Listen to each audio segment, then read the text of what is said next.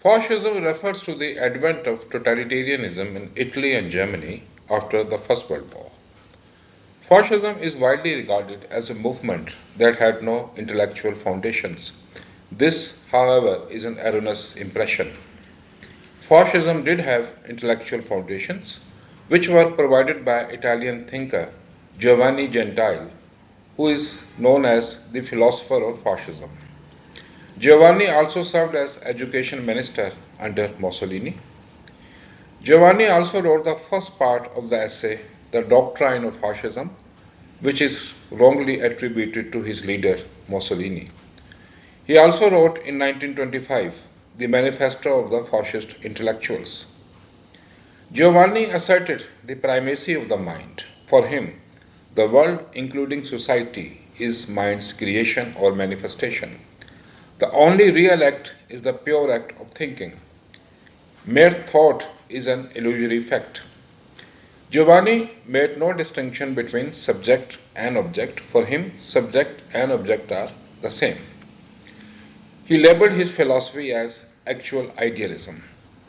The so-called actual idealism had its foundations in the 19th century European philosophy, particularly in the works of Fichte, Hegel, and Schopenhauer. All three were German philosophers. For Fichte, self-conscious act or ego is the source of all existence and knowledge. For Hegel, spirit is the ultimate reality which manifests itself in history and culture.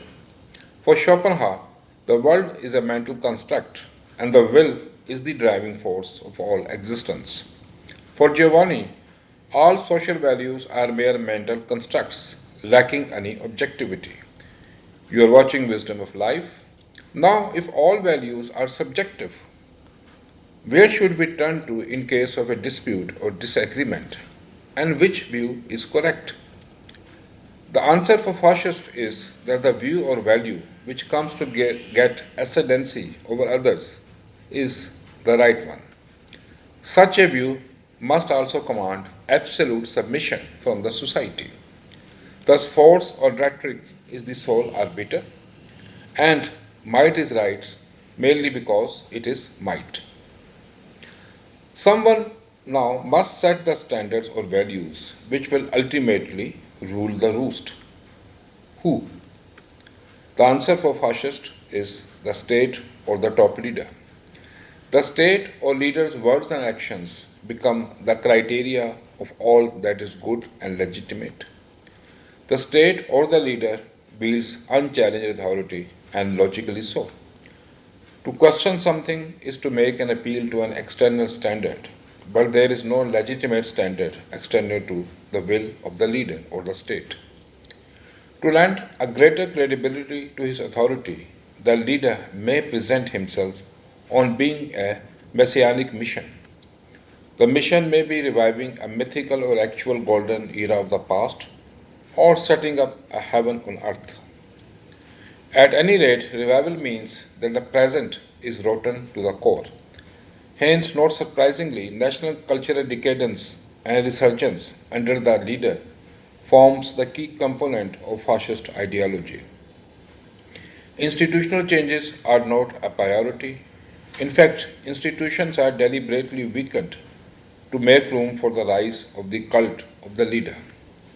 Now, if all standards and values are a mental construct, the difference between one set of values and another is arbitrary. That is the reason the fascists dismissed all common distinctions such as between individual and society, private versus public interest, and between religious and political authority as arbitrary, and all such distinction must be suppressed. Mussolini and other fascists thus had zero tolerance for dissent and opposition. They not only embraced but sanctified the use of violence against their opponents. Once in power, they put in place a totalitarian state. In Germany, nationalist socialists under Adolf Hitler did the same. Now we will describe some of the key points mentioned in the Doctrine of Fascism. Number one, fascism is both thought and action. Number two, higher life is spiritual, founded on duty.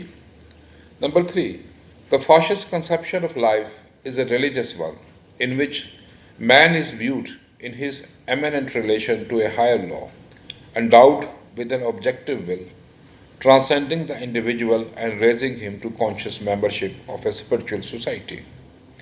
Fascism is anti positivistic but positive, neither skeptical nor agnostic, neither pessimistic nor spinally optimistic.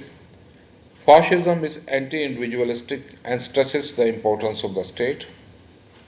Fascism accepts the individual only insofar as his interests coincide with those of the state. And finally, the fascist conception of the state is all embracing. Outside of it, no human or spiritual values can exist, much less have any value. I trust you like this video. If that is the case, please like, share, and subscribe to my channel Wisdom of Life. Thanks for watching.